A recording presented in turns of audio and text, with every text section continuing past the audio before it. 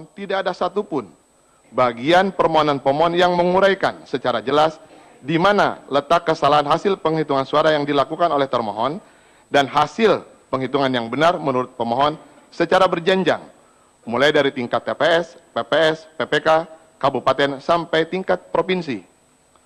Secara tiba-tiba, pemohon menampilkan tabel perhitungan versi pemohon hanya pada tingkatan provinsi, sebagaimana tercantum pada bagian 4.5.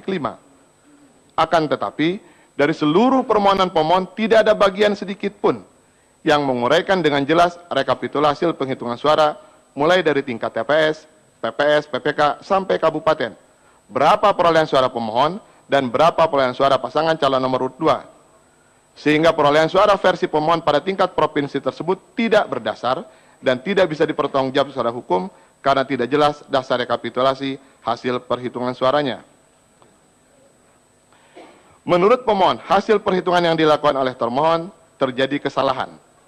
Gambaran hasil perhitungan suara sebagaimana yang dibuat oleh KPU tidak pernah dipersalahkan oleh pemohon, baik sejak di tingkat TPS maupun setelah dilakukan proses rekapitulasi penghitungan suara di tingkat provinsi. Sehingga pertanyaan penting yang ditanyakan oleh termohon adalah terkait dengan dasar dan dari mana pemohon dapat menyimpulkan bahwa suara pemohon adalah 60 juta sekian dan suara pasangan calon presiden nomor 2 adalah 66 juta. Tidak ada satu bagian pun dalam permohonan pemohon yang menjelaskan dan menguraikan metode dan hasil penghitungan yang dilakukan oleh pemohon mulai dari tingkat TPS sampai provinsi. Pemohon hanya menyebutkan pada bagian 4.5 bahwa berdasarkan form C1, DA1, DB1 di seluruh provinsi dan di seluruh kabupaten kota, hasil rekapitulasi penghitungan perolehan suara versi pemohon ditemukan adanya penambahan perolehan suara pasangan calon nomor 1 dan penambahan perolehan suara pasangan calon presiden dan wakil presiden nomor urut 2 sebanyak 1.500.000 suara dan ditemukan pengurangan perolehan suara pasangan calon dan wakil calon presiden dan wakil presiden nomor urut 1 sebanyak 1.200.000 suara dari 155.000 TPS. Dalam permohonannya pemohon tidak menguraikan kapan, di mana, siapa, dan bagaimana penambahan suara untuk pasangan calon nomor urut 2 dilakukan. Pemohon juga tidak menguraikan kapan, di mana, siapa, dan bagaimana pengurangan suara milik pemohon bisa terjadi. Selain itu, dalil pemohon tersebut tidak sejalan dengan petitum pemohon yang menuntut perolehan suara pemohon sebesar 60.139.153 suara. Karena jumlah suara pemohon yang ditetapkan termohon adalah 62.576.444. Sehingga apabila menurut pemohon suara pemohon berkurang 1.200.000 suara, maka seharusnya pemohon menuntut jumlah suara pemohon sebesar 63.776.444 suara, bukan 67.139.153 suara. Begitu pula dengan jumlah suara pasangan calon presiden dan wakil presiden nomor urut 2 yang ditetapkan oleh termohon sebesar 70.909.833 suara. Apabila menurut pemohon terjadi penambahan suara sebesar 1.500.000 suara, maka seharusnya jumlah suara pasangan calon presiden dan wakil presiden nomor 2 adalah 69.497.833 suara, bukan 66.435.124 suara, seperti dalil pemohon. Sehingga, jika setiap perolehan suara pasangan calon diakumulasi, perolehan suara pasangan calon presiden dan wakil presiden nomor urut 2 tetap mengungguli perolehan suara dari apa yang diperoleh pemohon. Dengan demikian, seperti jawaban yang disampaikan termohon sebelumnya, permohonan pemohon yang tidak menguraikan dengan jelas tentang kesalahan hasil penghitungan suara yang diumumkan oleh termohon dan hasil perhitungan yang benar menurut pemohon, maka sebenarnya permohonan pemohon tidak memenuhi syarat permohonan. Maka terhadap permohonan demikian, sepatutnya dan selayaknya Mahkamah menyatakan di dalam amar putusannya bahwa permohonan pemohon tidak dapat diterima. Vide pasal 75 Undang-Undang MK, Jungto pasal 9 ayat 1 dan pasal 39 PMK nomor 4 tahun 2004. B.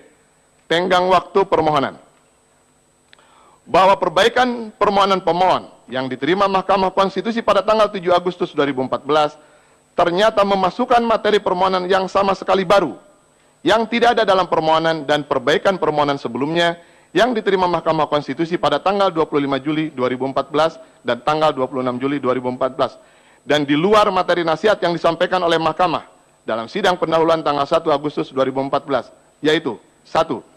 Dalil pemohon mengenai bagian B, Pemilu Pilpres tahun 2014 cacat hukum mulai halaman 12 sampai dengan halaman 38. 2. Dalil pemohon mengenai bagian C, pelanggaran proses pemilu yang terstruktur, sistematis, dan masif yang meliputi 1.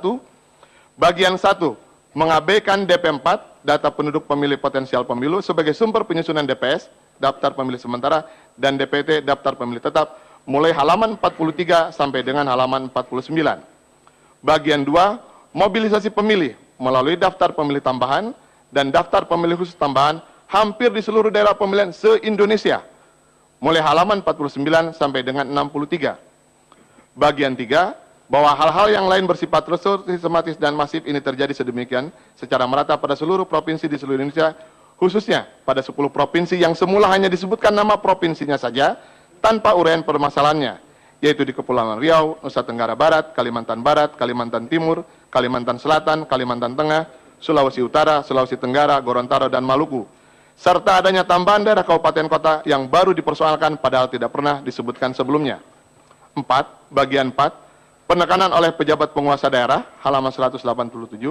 Bagian 5, rekayasa pihak penyelenggara, halaman 188. Bagian 5 lagi, politik uang, halaman 188. Bagian 6, bahwa termohon melakukan hal yang nyata merusak bukti-bukti yang ada dalam kotak suara secara merata di seluruh Indonesia, halaman 189. Begitu juga dengan petitum pemohon pada angka 6, menyatakan termohon telah terbukti melakukan pelanggaran dalam proses pemilu presiden dan wakil presiden tahun 2014 dan atau melakukan perbuatan melawan hukum yang dilakukan secara sengaja, terencana, terstruktur, sistematis, dan masif pada halaman 192. Juga petitum pemohon pada angka 8 yang memerintahkan termohon untuk mendiskualifikasi pasangan nomor urut 2, halaman 192. Petitum pemohon pada angka 9 yang memerintahkan termohon untuk melakukan pemungutan suara ulang di seluruh TPS Indonesia. Petitum pemohon pada angka 2 yang memerintahkan termohon untuk melakukan pemungutan suara ulang di seluruh Indonesia atau setidak-tidaknya di 48.165 TPS yang bermasalah di seluruh Indonesia sesuai daftar yang ada dalam tabel lampiran kejanggalan 1.1 Aceh sampai dengan 5.33 Papua Barat.